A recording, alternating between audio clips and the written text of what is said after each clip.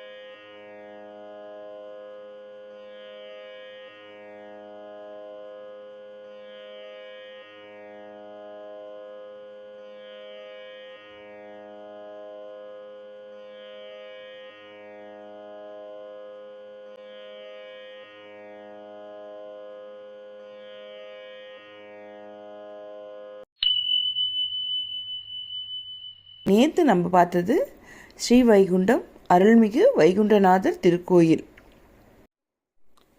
இன்னைக்கு நம்ம பார்க்க போகிறது திருக்கோட்டியூர் அருள்மிகு சௌமிய நாராயண பெருமாள் திருக்கோயில். மூலவர் சௌமிய நாராயணர், தாயார் திருமாமகள். பாண்டிய நாட்டு திவ்ய தேசங்கள் 18இல் இது 16வது திவ்ய தேசம். 108 திவ்ய தேசங்களில் இது 93வது திவ்ய தேசம். பெரியாழ்வார், திருமங்கையாழ்வார், பூதத்தாழ்வார், திருமழிசை ஆழ்வார், பேயாழ்வார் ஆகிய 5 ஆழ்வார்களால் 39 பாசுரங்களால் மங்களாசாசனம் செய்யப்பட்டுள்ளது. இத்திருத்தலம் தஞ்சாவூரிலிருந்து மதுரை செல்லும் வழியில் உள்ள திருப்பத்தூர் அருகில் 8 கிலோமீட்டர் தூரத்தில் உள்ளது. மதுரையிலிருந்து 61 கிலோமீட்டர் தூரம். இத்திவ்ய தேச மூலவர் அஷ்டாங்க விமானத்தின் கீழ் காட்சி கொடுக்கிறார்.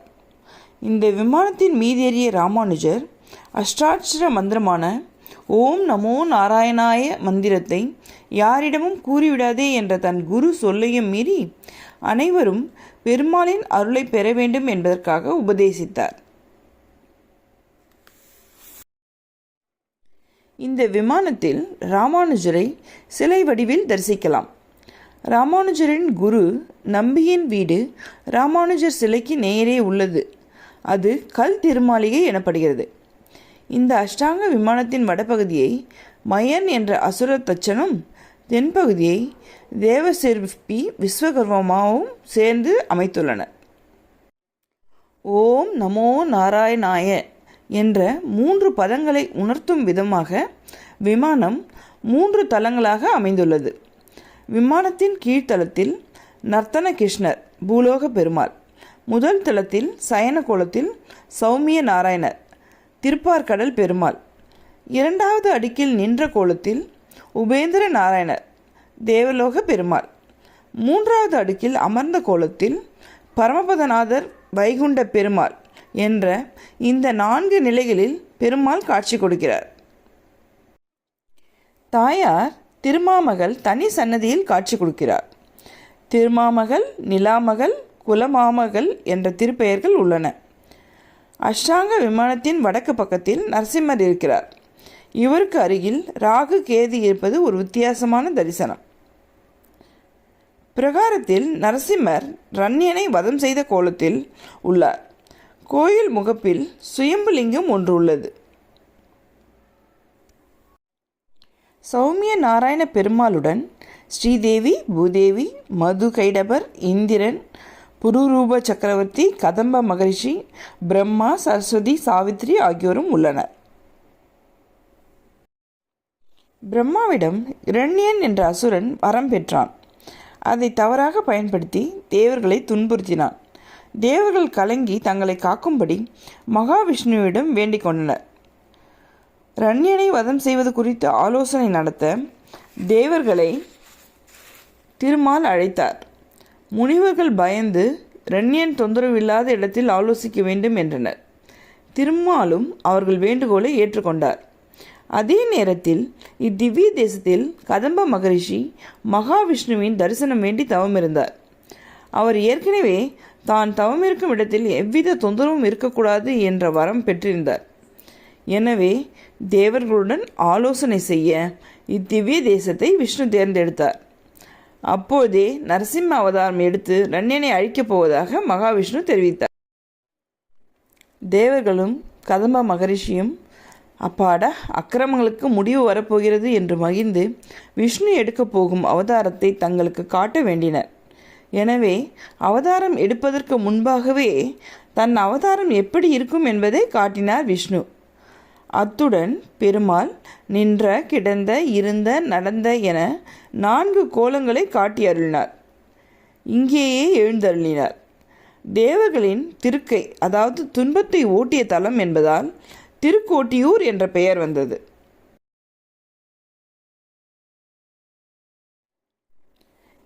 பெருமாள் பேரழகுடன் விளங்குகிறார். அதனால் சௌமிய நாராயணர் என்ற திருப்பெயர் வந்தது. இங்குள்ள உற்சவர் பஞ்சலோகத்தால் அமைக்கப்பட்டவர் அல்ல, தூய்மையான வெள்ளியால் ஆன விக்கிரகம். இதை தேவலோக இந்திரனே கொடுத்ததாக ஐதீகம். மகாவிஷ்ணு ரண்யனை வதம் செய்யும் வரையில் இத்திவ்ய தேசத்தில் இங்கு தங்கியிருந்த போது தான் தேவலோகத்தில் பூஜித்த சௌமிய நாராயணரை கதம்ப மகரிஷிக்கு கொடுத்தார். கோயிலுக்குள் நுழைந்தவுடன் பலிபீடம், துவஜஸ்தம்பத்தை அடுத்து பின்னால் நந்தி காட்சி கொடுக்கிறார். இங்கே ஒரு சிவன் சன்னதியும் உள்ளது. ரண்யவதம் பற்றி ஆலோசித்த போது ஈசனும் பங்கேற்றதற்கு சாட்சி. தனி சன்னதிக்கு முன்னால் சிவனை பார்த்தபடி நந்தி அமர்ந்திருக்க, சன்னதிக்குள் சிறிய உருவில் லிங்க வடிவில் சிவன் காட்சி கொடுக்கிறார். இவருக்கு முன்னால் சன்னதிக்குள் வேல் தாங்கிய முருகன், சனகாதி முனிவர்கள், நாகர் சிலைகளும் உள்ளன. கோயிலில் நுழைந்ததும் இடதுபுறத்தில் ராமானுஜர், திருக்கோஷ்டியூர் நம்பிகளுடன் தனித்தனி சன்னதிகளில் காட்சி கொடுக்கின்றனர். நம்பியுடன் அவரது திருவாராதன மூர்த்தியான ஸ்ரீராமன், சீதை, லக்ஷ்மணன், அனுமன் காட்சி கொடுக்கின்றனர். அதற்கு அடுத்து சக்கரத்தாழ்வார் தரிசனம் தருகிறார். பக்கத்தில் ருக்மணி சத்யபாமா சமேத நர்த்தன கிருஷ்ணன் காட்சி கொடுக்கின்றனர். மேலே சில படிகள் ஏறி சென்றால் பெருமாள் சயன கோலத்தில் காட்சி கொடுக்கிறார். கருவறையில் தேவர்கள் உள்ளனர். ஸ்ரீதேவி பூதேவியுடன் பிரம்மாவும் உள்ளார். பிரம்மாவுடன் அவருடைய பத்தினிகளாக சாவித்ரி, காயத்ரி, சரஸ்வதி ஆகியோரும் உள்ளனர். இந்த மூவரும் வீணை வாசித்து திருமாலை மகிழ்விக்கிறார்கள். கதம்ப மகரிஷியும் உள்ளார். பெருமாளின் திருவடி அருகே மதுகைடப அரக்கர்கள், தேவேந்திரன், காசி மகாராஜா மற்றும் சந்திரனின் பேரன் புதனின் மகனான புருவர சக்கரவர்த்தி ஆகியோர் உள்ளனர். ஆதிசேஷன் மீது பள்ளி கொண்டதால் உரக மெல்லனையான் என்ற திருப்பெயர். இந்த ஊரில் வசித்த திருக்கோஷ்டியூர் நம்பியிடம் திருமந்திர உபதேசம் பெற ராமானுஜர் வந்தார். நம்பியின் இல்லத்திற்கு சென்ற அவர் வெளியிலிருந்து அழைத்தார். நம்பி யார் என்று கேட்க, நான் ராமானுஜன் வந்திருக்கிறேன் என்றார். நம்பி வெளியே வராமல் வீட்டிற்கு உள்ளே இருந்தபடி நான் செத்துவா என்றார். இதுபோல ராமானுஜர் 17 முறை திருக்கோஷ்டியூர் நம்பி இல்லத்திற்கு சென்றார். கேள்வியும் இதே, பதிலும் இதே. அதாவது நம்பி யார் என்று கேட்பாராம், நான் ராமானுஜன் வந்திருக்கிறேன் என்று ராமானுஜர் சொல்லுவாராம். உடனே நம்பி வெளியே வராமல் வீட்டிற்கு உள்ளே இருந்தபடியே நான் செத்துவா என்றாராம். அப்போதுதான் ராமானுஜருக்கு நான் செத்துவா என்பதன் பொருள் புரிந்தது.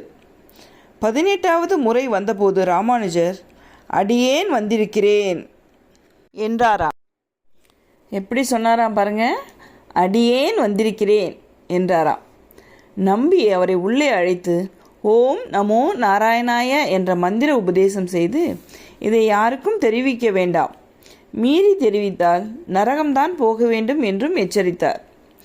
ராமானுஜர் தன்னை பற்றி கவலைப்படவில்லை. தான் தெரிந்து கொண்ட மந்திரத்தை அனைவரும் தெரிந்து பெருமாளின் அருளுக்கு பாத்திரமாக வேண்டும் என்று இக்கோயில் விமானத்தில் ஏறி அங்கிருந்த மக்களை அழைத்து மந்திரத்தை உபதேசித்து விட்டார். நம்பி கோபம் கொண்டார். ராமானுஜரை கோபித்து கொண்டார். ராமானுஜர் அதை ஏற்றுக்கொண்டு பணிவான தனக்கு நரகம் கிடைத்தாலும் மக்கள் பெருமாள் அருள் கிடைத்து நன்றாக வாழ்வார்களே, அதுவே போதும் என்றார். இந்த பதிலில் மகிழ்ந்த நம்பி, நீ என்னிலும் பெரியவன், எம்பெருமானார் என்று சொல்லி அவரை பாராட்டினார். ஆண்டுதோறும் இங்கு மாசி மாத மக நட்சத்திர நாளின் பௌர்ணமி திதி முடிவுறும் நேரத்தில் இரவு தெப்ப விளக்கு திருவிழா என்று வரந்தரும் விளக்கு எடுக்கும் விழா கொண்டாடப்படுகிறது. இத்திருவிழாவின் போது பெருமாளும் தாயாரும் தங்க பல்லக்கில் எழுந்தருளி பக்தர்களுக்கு காட்சி தருவார்கள்.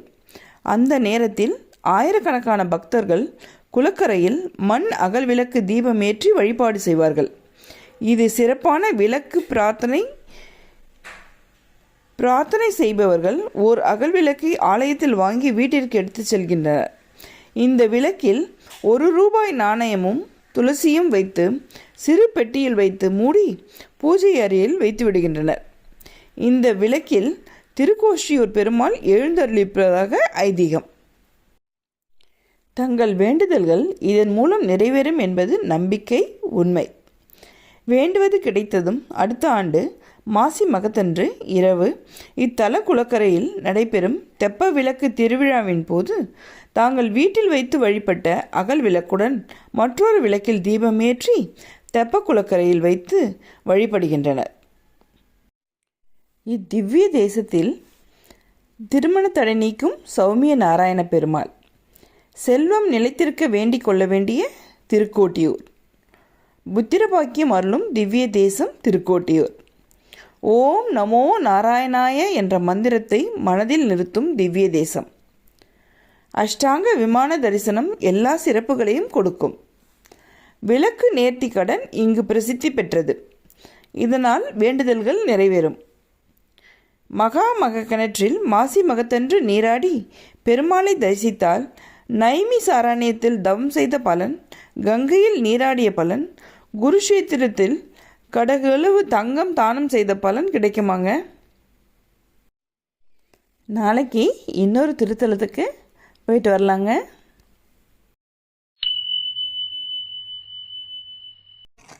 ஓம் நம சிவாய.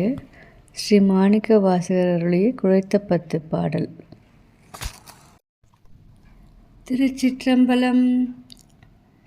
அன்றே என்றன் ஆவியும் உடலும் உடைமையெல்லாமும் குன்றே அணையாய் என்னை ஆட்கொண்ட போதே கொண்டிலையோ, இன்று ஓரிடையூறு எனக்கு உண்டோ, என் தோள் முக்கண் எம்மானே, நன்றே செய்வாய் பிழை செய்வாய் நானோ இதற்கு நாயகமே. திருச்சிற்றம்பலம். இந்த மார்கழி தொடங்கி தினமும் நம் பெருமான் ஈசன் கோவில் கொண்டு அருளும் சிவ ஆலயங்களை பார்த்து கொண்டு வருகிறோம். அந்த வரிசையில் இன்று நாம் திருவொற்றியூரில் உள்ள ஸ்ரீ வடிவுடை நாயகி சமேத ஸ்ரீ ஆதிபுரீஸ்வரர் கோவிலை பற்றி பார்க்கலாம். இக்கோவிலுக்கு செல்வதற்கு சென்னை உயர்நீதிமன்ற பகுதியிலிருந்து நகர பேருந்துகள் விடப்படுகின்றன. தேரடி நிறுத்தத்தில் இறங்கினால் தெருக்கோடியில் ஆலயம் இருக்கின்றது. ஆதிபுரி என்று அழைக்கப்படும் க்ஷேத்திரம் இது. அனைத்து இடங்களிலிருந்தும் பேருந்து வசதி உண்டு. இந்த ஆலயத்தின் அமைப்பினை இப்போது பார்க்கலாம். 5 நிலைகளை உடைய ராஜகோபுரம் 7 கும்பங்களுடன் கிழக்கு நோக்கி உள்ளது. கோபுரத்துக்கு எதிரே 16 கால் மண்டபத்துடன் பக்கத்திலேயே பெரிய தடாகம் மற்றும் குளத்தின் நடுவே நீராழி மண்டபம் உள்ளது. கோவிலுக்குள் மேற்கு பார்த்த செம்பு கவசமிட்ட துவஜஸ்தம்பம் உள்ளது. கிழக்கு பார்த்த ஜெகநாத லிங்கத்திற்கு அருகில் தெற்கு முகமாக ஜெகதாம்பிகை சதுர்கரங்களுடன் நின்ற திருக்கோலத்தில் வீற்றிருக்கிறாள். எதிரில் பலிபீடம் சிம்ம மண்டபம் உண்டு. அம்பாள் கண்ணாடி சேவை உண்டு. வலம் வருகையில் சூரியன், திருநாவுக்கரசர், மாணிக்க வாசகர், சங்கிலி சகிதம் சுந்தரர், உயரமான சகஸ்ரலிங்கம், ஏகாம்பரர், ராமநாதர் என வரிசையாக சன்னதிகள் உள்ளன. பின்புறம் யாகசாலை மதில் சுவரை ஒட்டி புற்றிடம் கொண்டாரை பூஜித்த 27 நட்சத்திர லிங்கங்கள் இருக்கின்றன. அவிட்ட நட்சத்திர லிங்கம் கம்பீரமாய் திகழ்கிறது. ஒரு சந்நிதியில் பிள்ளையாரும் சுப்பிரமணியரும் உள்ளனர். இறுதியில் வளர்காளியம்மன் சன்னதி உள்ளது. வலப்புறம் கிழக்கு முகமாக 4 திருக்கரங்களுடன் கௌரீஸ்வரர் சன்னதியும் யோக தட்சிணாமூர்த்தி அமர்ந்த திருக்கோலத்தையும் தரிசிக்கலாம். இந்த சந்நிதி வாயிலில் இருபுறமும் ஆதிசங்கரர் திருவடிவங்கள் காணப்படுகின்றன. கோஷத்தில் திருமாலும் நான்முகனும் உள்ளனர். வடக்கு கோஷத்தில் துர்காதேவி, வட்டப்பாறை அம்மன் இருக்கின்றனர். ரௌத்ரகாரமாக விளங்கிய இந்த வட்டப்பாறை அம்மனை சாந்தப்படுத்தியவர் ஆதிசங்கரர். ஒற்றியூர் ஈஸ்வரர் சன்னதியும் ஆதிசங்கரர் ஸ்தாபித்ததாக சொல்லப்படுகிறது. மேற்கு பிரகாரத்தில் ஆகாசலிங்கம், அருணாச்சலேஸ்வரர், ஜம்புகேஸ்வரர், நாகலிங்கேஸ்வரர், காலத்தீஸ்வரர், மீனாட்சி சுந்தரேஸ்வரர் தனித்தனி சன்னதிகளில் காணப்படுகின்றனர். அடுத்து ஒற்றியூர் ஈஸ்வரர் சன்னதி கிழக்கு முகமாக உள்ளது. பெரிய முன்மண்டபம். இவருக்குத்தான் 4 வேளை பூஜை நடைபெறுகின்றது. தூண்களில் எல்லாம் அற்புதமான சிற்பங்கள். ஒரு தூணில் பட்டினத்தார், அதற்கு எதிர் தூணில் பத்ரகிரியார், விதானத்தில் சூரியன் சிரசாகவும் சந்திரன் காலாகவும் விளங்க மனித சரீரம் அமைக்கப்பட்டு அந்த சரீரத்தில் பஞ்சாட்சர விளக்கம் காட்டப்பட்டிருக்கும். கல் சிற்பம் மனதை கொள்ளை கொள்ளக்கூடியதாக உள்ளது. அழகிய துவாரபாலகர்கள், தூண்களில் நாரதர், தும்புரு, சைவ நால்வர், சனகாதியர், விநாயகர், கந்தப்பெருமான் ஆகியோர் அருள் புரிகின்றனர். பைரவர் தனி சன்னதியில் தெற்கு நோக்கி நின்ற கோலத்தில் அருள் புரிகிறார். இந்த சன்னதிக்கு சற்றே வடக்காக சுந்தரர் சபதம் செய்த ஒரு பொய்கை உள்ளது. அதற்கு தெற்கே உள்ள மண்டபத்தின் அருகே மகிழ மரம் உள்ளது. மரத்துக்கு மேற்கில் ஒற்றீஸ்வரர் பாதங்கள் உள்ள சன்னதி காணப்படுகிறது. இங்கிருந்து ஒற்றியூர் ஈஸ்வரர் சன்னதி தெரிகிறது. சுந்தரமூர்த்தி மண்டபத்தை கடந்ததும் வடிவுடை நாயகி சன்னதி தெற்கு முகமாய் உள்ளது. அம்பாள் நின்ற திருக்கோலம், 4 கரங்கள். வடலூர் ராமலிங்க சுவாமிகள் வடிவுடை மாணிக்க மாலை இயற்றியுள்ளார். அம்பாள் சன்னதி முன் மண்டபத்திலும் பிரகாரத்திலும் அம்பிகையின் பல்வேறு வண்ணப்படங்கள் திகழ்கின்றன. தெற்கு பிரகாரத்தில் உள்ள தியாகராஜ மண்டபத்தின் ஒரு தூணில் மாருதி அருள் பாலிக்கிறார். அங்கு கம்பு வேலியிட்டுள்ளனர். முன்னாள் விக்னேஸ்வரர், அடுத்து நவகிரக சன்னதி, தியாகராஜருக்கு அருகில் இடப்பக்கம் திரிபுர சுந்தரி ஆகியோர் உள்ளனர். இங்கும் சபாபதியின் தாண்டவ வடிவங்கள் ஓவியங்களாக உள்ளன. ஆடல் வல்லானின் பின்புறத்தில் வெளிச்சுற்றில் ஏகபாத மூர்த்திகள் உருவம் உள்ளதை ரசிக்க முடிகிறது. நடராஜ சபைக்கு இடப்பக்கம் வள்ளி தெய்வானை சமேத முருகவேள் உற்சவ திருமேனி சன்னதி இருக்கிறது. வலப்பக்கம் குணாலய கணபதி சன்னதி உள்ளது. நேராக மூலஸ்தானம் எதிரே நந்தி பலிபீடம் உள்ளது. கருவறை கஜபிருஷ்ட அமைப்புடையது. லிங்கபானமும் ஆவுடையாரும் சதுர வடிவிலானது. சதுர வடிவ கவசம் சுவாமிக்கு அணிவிக்கப்படுகிறது. ஆண்டுதோறும் கார்த்திகை பௌர்ணமி தோறும் கவசம் அகற்றப்பட்டு புனுகு சட்டம், ஜவ்வாது, சாம்பிராணி தைலம் கலந்த கலவையை சாற்றுவார்கள். 3 நாட்கள் இந்த தரிசனம் காணலாம். மற்ற அபிஷேகங்கள் ஆவுடையாருக்குத்தான். மேலே ருத்ராட்ச விதானம், அகழிய அமைப்புடைய கருவறை பழங்கால கட்டுமானத்தை பறைசாற்றுகின்றது. மூலவர் பிரகாரத்தில் கலிய நாயனார், 63 விநாயகர், ஆதிசங்கரர் பீடத்தில் 4 சீடர்களுடன் இருப்பது போன்று ஆகிய சன்னதிகளை காணலாம். அடுத்து ஏகாதச ருத்ரலிங்கம், அருகில் குமரவேல் சன்னதி. கோஷ்ட மூர்த்தங்களை படியேறி தரிசிக்க வேண்டும். கணேசர், தட்சிணாமூர்த்தி, மகாவிஷ்ணு, பிரம்மா, துர்க்கை, தனி மண்டபத்தில் சண்டிகேஸ்வரர். மூலஸ்தானத்துக்கு நேர் எதிரில் சாளரத்தின் 36 துவாரங்கள் வழியாக கொடிமரமும் நந்தியும் தெரிகிறது. 36 தத்துவங்களை குறிப்பதே இந்த துவாரங்கள் என சொல்லப்படுகிறது. சந்திரசேகர் சன்னதிக்கு பக்கத்தில் திருப்தீஸ்வரர் சன்னதி அமைந்துள்ளது. மூலவருக்கு செய்ய வேண்டிய அபிஷேக ஆராதனைகளை இவருக்கு செய்தாலே சிவபெருமான் திருப்தி அடைகிறாராம். அதனால் இந்த பெயர் வழங்குகிறது. வள்ளலாரின் பாடல்களும் திருமுறை பதிகங்களும் கல்லில் பொறிக்கப்பட்டுள்ளன. இனி இக்கோவிலின் சுவாரஸ்யமான தல புராணங்களை பார்க்கலாம். 63 நாயன்மார்களில் ஒருவரான சுந்தரமூர்த்தி நாயனார் ஒற்றியூர் ஈசனை தரிசிக்க வந்த சமயம் அங்கே பூமாலை கைங்கரியம் செய்யும் சங்கிலி நாச்சியாரை கண்டு மோகம் கொண்டாராம். அவளை திருமணம் செய்ய விரும்பி தியாகராஜரிடம் விண்ணப்பித்துள்ளார்.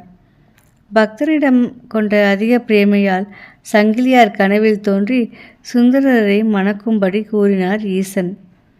அதற்கு சங்கிலி நாச்சியார் ஈசனிடம், ஐயனே, அந்த நம்பியாரூரர் திருவாரூரில் பறவை நாச்சியாரோடு களிப்போடு குடும்பம் நடத்தியவர் அல்லவா?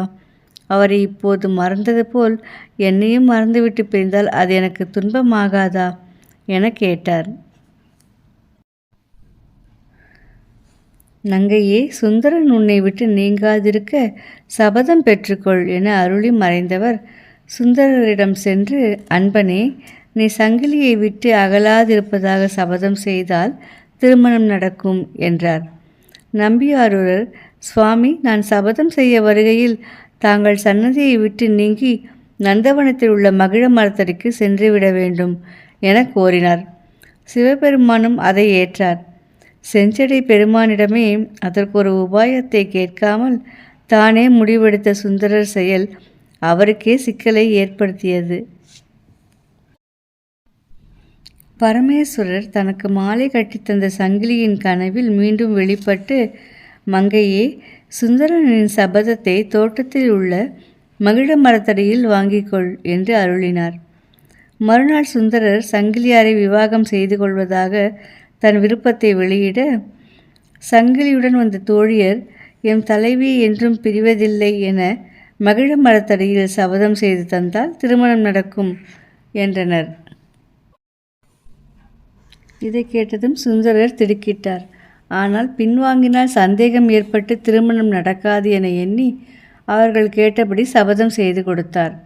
ஒற்றியூர் அடியார்கள் கனவில் படம்பக்கநாதர் தோன்றி சுந்தரர் சங்கிலி திருமணத்தை முறையாக நடத்த பணித்தார். கல்யாணம் நடந்து தம்பதிகள் களிப்பாக வாழ்ந்தனர். வசந்த காலம் வந்தது. வசந்த குரு மண்டபத்தில் உற்சவ தியாகேசர் எழுந்தருளி இருக்க ஆடல் அழகி பறவை நாச்சியார் ஆடி பாடும் காட்சியை காண சுந்தரரின் மனம் விரும்பியது. திருவொற்றியூர் பெருமானை வணங்கி திருவாரூருக்கு புறப்பட்டு விட்டார்.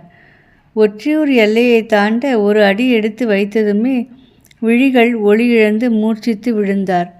சத்தியத்தை மீறி பிரிந்து சென்றதால் அந்த தண்டனை கிடைத்தது.